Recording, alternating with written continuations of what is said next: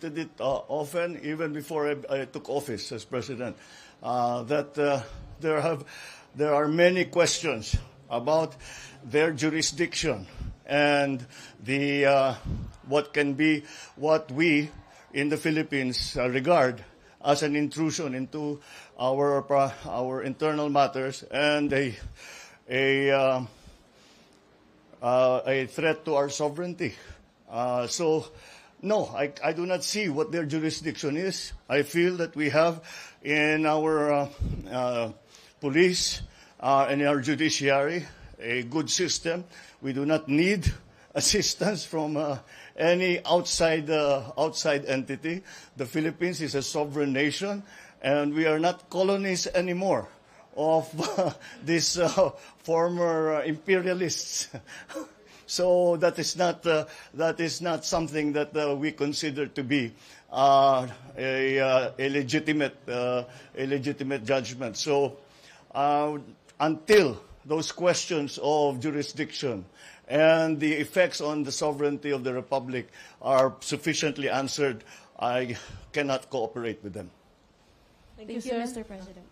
Next question from Mr. Nestor Corrales from Philippine Daily Inquirer. Good morning, Mr. President. Good morning. Sir, do you think it is now the right time to activate or to invoke the country's mutual defense treaty with the United States following the laser pointing incident at the West Philippine Sea? Perhaps it is because if we activate that, what we are doing is escalating, intensifying the tensions in the area.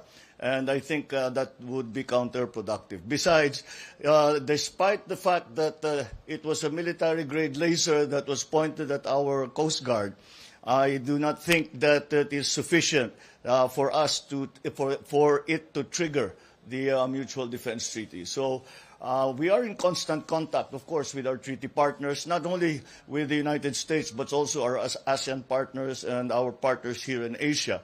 And that, I think, is the better recourse, rather than to go directly to the Mutual Defense Treaty, which, again, I am very concerned would provoke the tensions rather than cool the tensions down. Thank you, sir. Thank you, sir. Ms. Bea Corpin from Rappler.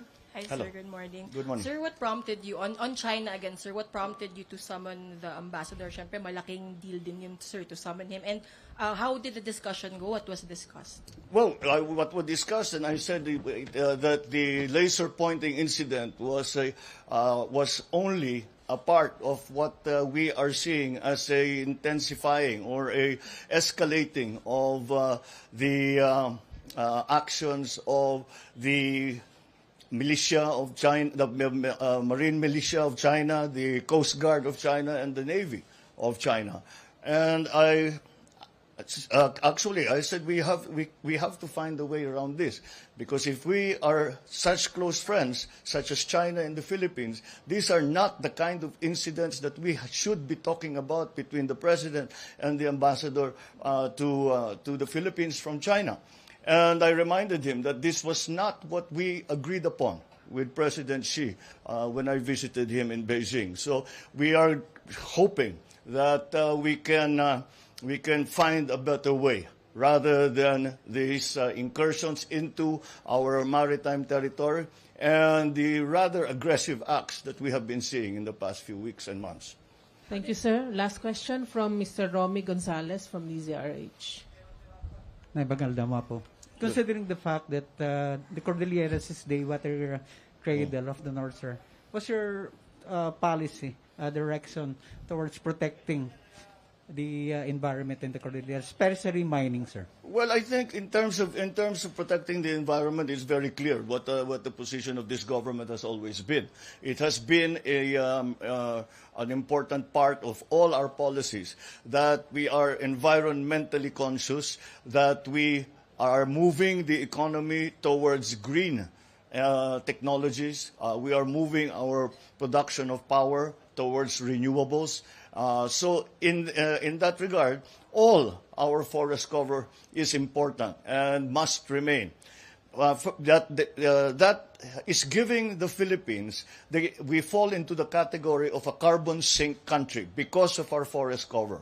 And so that is a very valuable asset for the Philippines. Now, in terms of monetizing, you can actually now monetize forest cover. You can give it a peso value, a dollar value, so that we can take advantage of being more active in promoting and monitoring, regulating, and encouraging the care of our forest cover, of all our environmental assets. It's very, very important. When it comes to mining, mining is very clearly an important part of our plans for the economy. However, it's clear that we do not want some of the incidents that we saw in the past few years to happen again. And so it is really a question of enforcing the law in terms of responsible mining. And that is what we will continue to do. We will always make sure that the mining companies who come in, once they are finished mining, that they leave the site in the same condition as it was when they found it. Thank you, sir. Thank you. Sir, thank you, Mr. President. All right. Thank you very much. Thank you, Malacanang Press Corps.